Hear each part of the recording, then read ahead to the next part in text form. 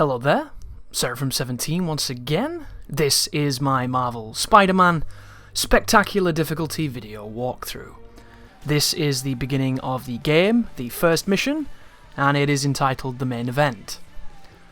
Just a little bit of information here, guys, on exactly what this is going to be. So as you no doubt probably know, since you're on this video right now, this Spider-Man game is an open-world sandbox game with a variety of things to sink your teeth into. I will not be doing those in this run. This is only going to be the main missions to get you from the start and the end of the campaign. We're playing on Spectacular difficulty, which at this moment is the hardest difficulty available, and I am not going to be using the healing function of the game, where you build up your focus bar and you can use it to heal Spider-Man, because on this run I decided to do a challenge and a restriction, and that restriction will be no damage. So I'm going to be beating every campaign mission in the main campaign without taking a single hit, basically. And with the strategies that I've accrued by doing this, I'm hoping I'm going to be able to help as many people who are looking to get through the campaign, who might be struggling, or are just wanting to watch some Spider-Man gameplay that is slightly different to some of the other stuff that you can watch right now. The more observant people out there that have looked into the game will understand that Spider-Man indeed does not reward you for beating it on its hardest difficulty. It's something that Insomniac decided to do, so you will not get any kind of bells and whistles for beating it on Spectacular difficulty. You don't even get a costume or anything like that. It's pretty standard stuff. It's just going to be the satisfaction of knowing that you bested the game on its hardest setting. But you'll notice there was a transition just then, and it's transitioned directly into me fighting. I'm going to be trimming out all of the downtime in this walkthrough, folks. So you're not going to see me doing the conversations in between missions. You're not going to see me doing any of the feast sections where you walk around as Peter Parker, because fundamentally all they are is interactive narrative moments. You are only going to see the moments where I am tasked to do something in the game, and there are a couple of sections later on where I'm going to be doing stealth missions playing as MJ and Miles, which I would love to not share, but they do have fail states and demands of the player, so they will be in the walkthrough too. But I'm going to try and make this as concise and to the point as I physically can. And the first point I need to share right now for people looking to do this without taking damage is that you need to be very careful of environmental hazards. Behind me shortly, just moments before, there was some fire. The fire has a very generous and at times very strange hitbox. The only time I took damage in these encounters was from touching the fire, so be very, very careful with that. But at the beginning of the game, you don't have any of the abilities.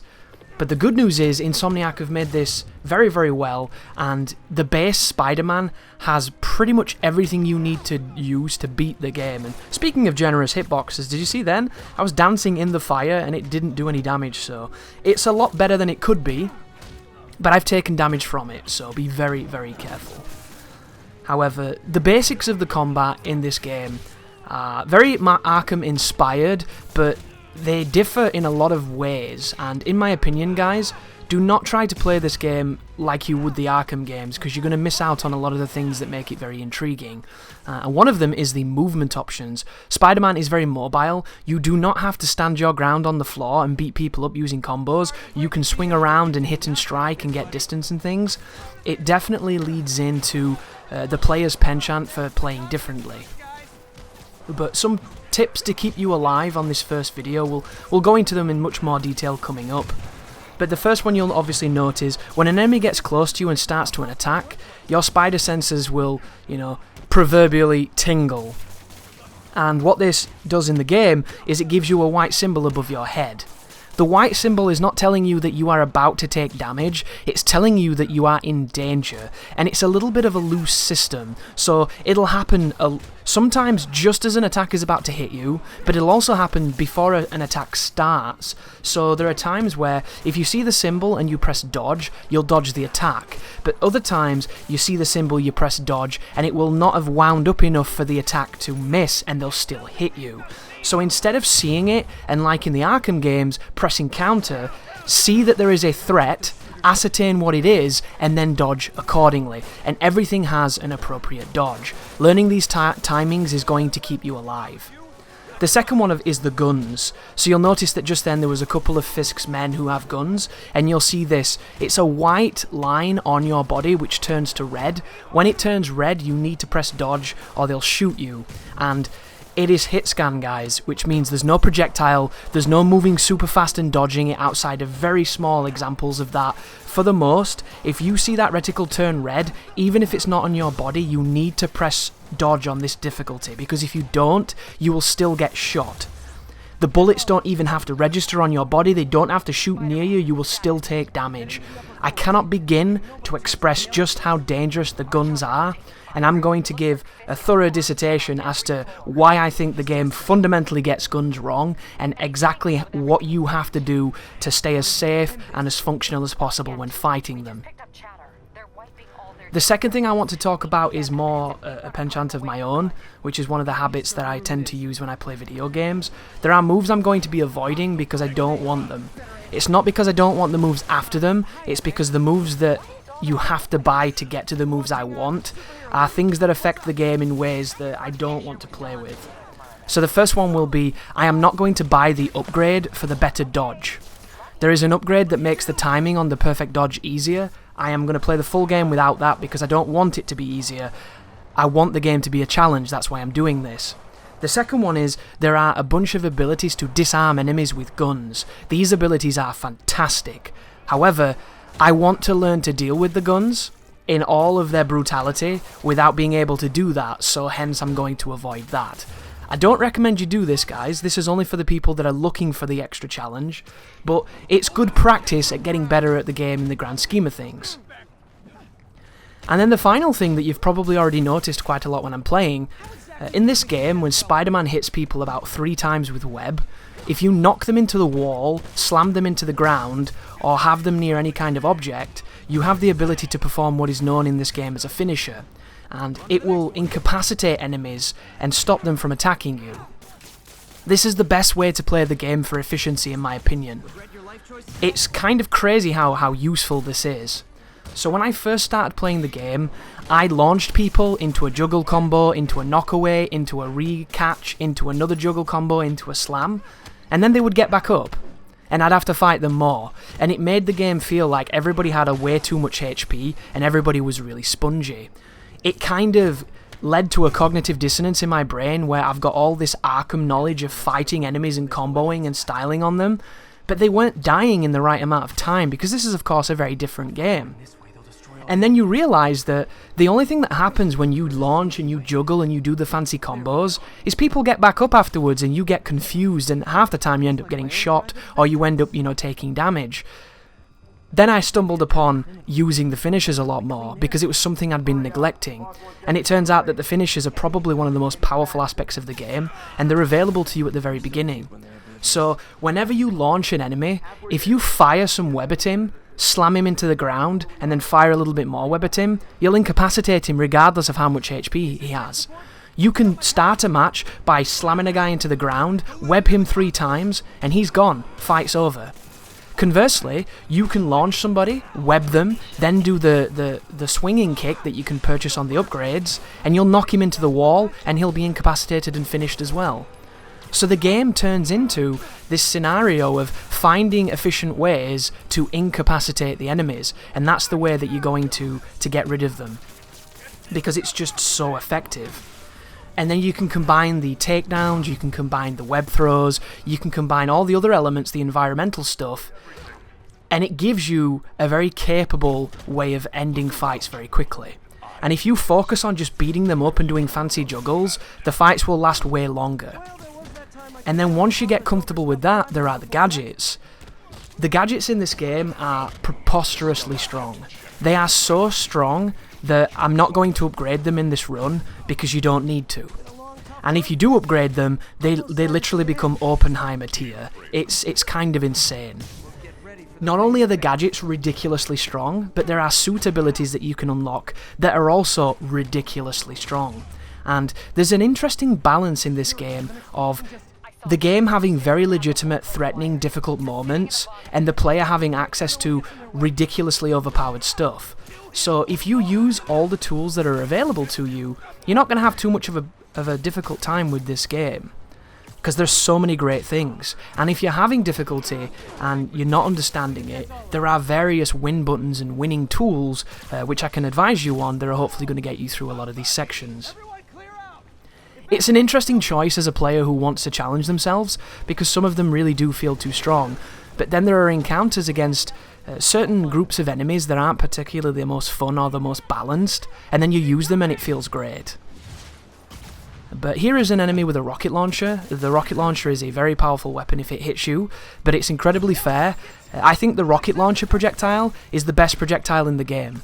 There is only one moment where I think it's a little bit obnoxious, and that's a particular mission later on where there's a helicopter constantly firing them at you, which I think is just silly design. But fundamentally, as far as projectile spam goes, I would gladly replace every enemy in this game who has a gun with a rocket launcher, because it would make it much, much more fun. But we're going to talk about that later. So here's a door knocking me back into a wall, which I thought was pretty funny. I love doing things like that. But a couple of early tips for the person stumbling on this who has no will to watch the rest of the walkthrough, they're just looking for Spider-Man content. If you're ever getting overwhelmed in the combat, a really good thing to do is to hold that's not even a word, hold your gadget selection wheel. When you do this, it slows time down. You can use it as a moment of breather to reflect, to see where the enemies are, to kind of center yourself and then go back into the action. You can also use it as an opportunity to change your gadgets. If you're wanting to go between your gadgets and make the most of them, do them during animations, like the launching animation, or the execution animation, or the swinging animation. When you do these animations, they're usually so quick, the enemies can't keep up with them, so you have plenty of time to get that done. Really, really good opportunity. Another good piece of advice is from one of the tooltips, which is, if you punch a guy and press circle and you swing under them, you dodge underneath them and get to their behind. Attacking an enemy from the behind does the most damage in the game. So you want to use this for the most damage on every single thing you can. It's something that I oftentimes forget to do, but it's well worth the investment because it's more damage and it's more better, right? It's just simple, terrible English. That kick right there is also one of the most powerful moves in the game. But this particular room right now is Kingpin's turrets. If you shoot one of them with webbing and then go stand next to it, the other one can't shoot you. And then when you come out of cover, if you web the next one, you will not get shot. It turns this into a very trivial encounter, and now we can take on the boss of the first mission, which is, of course, the Kingpin himself. So, first phase Kingpin is just kind of introducing you to the concept that when you come up against these heavy tier enemies, you will have to web them to make them cooperative. And you need to really, really understand how this fight works, guys, because you're going to fight enemies that are essentially the same as the Kingpin, and they're the most dangerous enemy in the game. And they're the most dangerous enemy because they don't work right. Everything in this game has kind of a fundamental speed and a fundamental style to it, which I think is perfectly fine. And then there are the heavy guys. The heavy guys attack twice as fast as almost anything else in the game, and it seems really bizarre when they do it. So if you ever see this guy punch at me and me have to dodge him, just watch the animation. The dude has like 3-frame jabs. It's really strange. Like that just then is the slowest move that he has. When he does his normal punch combo, it seems like there's something really, really off. But fortunately, you don't have to even contend with it, because if you're aggressive enough, you can keep him webbed up. It's the next room where this gets particularly challenging. And even then, it's just dealing with a lot of people at the same time and trying not to get hurt by the fire. Because unfortunately, the next room has fire in it. And I got damaged by the fire more times than I did anything else in this room, which is really frustrating. But this is a great opportunity to get used to swinging around and using Spider-Man's mobility against the enemies. It's one of the more, you could say, cowardly ways of fighting, but in my opinion, that's what Spider-Man does. He's not a dude that stands there like Batman and beats the shit out of people. He's fast. He swoops down and strikes, you know, like a bird of prey, and then he gets out of there and he's mobile. This is a really, really cool way to play. You're not going to see me do it too often, but do not think I don't do it because it isn't effective. I mainly do it because I'm so used to playing Arkham, and that's a problem I'm going to be discussing with this game. I believe that if you've come from the Arkham games to this Spider-Man, in some ways it's going to hurt you, and once again I will discuss that in detail in the rest of the walkthrough. But all you need to do here, guys, is thin out the numbers, because once you get rid of all the people, you can focus on the Kingpin and he'll go down very quickly. But the people are the people which is fantastic grammatical structure of sentences. The people are the people, yeah. The random goons are the real threat in this room, seemingly because they'll just clip you while you're trying to do something else. Same with the fire. Also, never ever press triangle against this class of enemy, because they will counter it. It's very dangerous. They won't counter it if you web them up, because webbing kinda gives them properties that the standard enemies have. So always bear that in mind. If you're having problems with an enemy, web them and you'll be able to do things that you couldn't do before. One of the first things you'll learn is that if you hit an enemy with web, you can then spin him around like you do the objects when you press L1 and R1 if you hold triangle, and this can be really good for crowd control. But the gist of this is to web him up to stop him from doing what he does, attack him a few times if you want to, build some of your combo meter so that you can get some executions, and then throw objects at him, because it seems like throwing the objects does the most damage. Boom. There you go. Managed to throw that at him and dodge at the same time. In this particular fight at the moment, I haven't had a chance to show you some of the funny double speed attacks that this enemy class has, but it's kind of similar to how he runs there. You see when he runs, he gets that speed boost. Well, imagine his standard combo having that speed boost applied to it and it looking really goofy. That's certainly something you're going to see later on. And I'm not too sure if you've noticed it, but I hope you have. Because it doesn't make sense. I'm all for the enemy being tough, I'm all for challenging encounters, but they literally feel like they're on crack or something. It's really bizarre. But that was the beginning of my Spider-Man walkthrough, guys. I hope you're excited for the game, because it's a fantastic, fantastic video game. I really couldn't be happier with it, because I wasn't that excited to begin with, and it definitely exceeded my expectations. So thank you so much for watching, welcome to the walkthrough, welcome to the channel, and you take care now.